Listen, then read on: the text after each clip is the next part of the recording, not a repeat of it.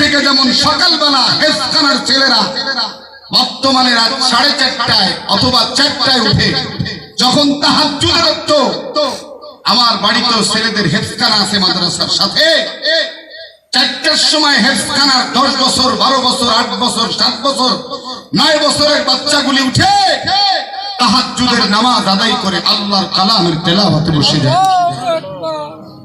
আর আমার আপনার জেনারেল শিক্ষিত ছেলেগুলি, জেন্টলম্যান যারা, রাতের গভীর পর্যন্ত রবের নাফরমানি করে করে সাত মিটায়া তারপরে শেষ রাত্রে ঘুমায়। রহমতের সময় যেটা, সেই সময় ঘুমায় ঘুমায় কাটায়। আর বাংলার জমিনের হেফখানার ছাত্ররা বিশেষ করে প্রতিদিন নয়, একদিন 2 দিন নয়, যতদিন হেফখানায় লেখাপড়া করে রাতের তাহাজ্জুদের ওয়াক্তে উঠে ওযু ইস্তেনজা সেরে রব্বে কারীমের কদমে সিজদা দেয়, এরপরে আল্লাহর কালামের তেলাওয়াতে বসে। সুবহানাল্লাহ। হেফখানার ছাত্ররা 24 ঘন্টা কালামের তেলাওয়াত করে।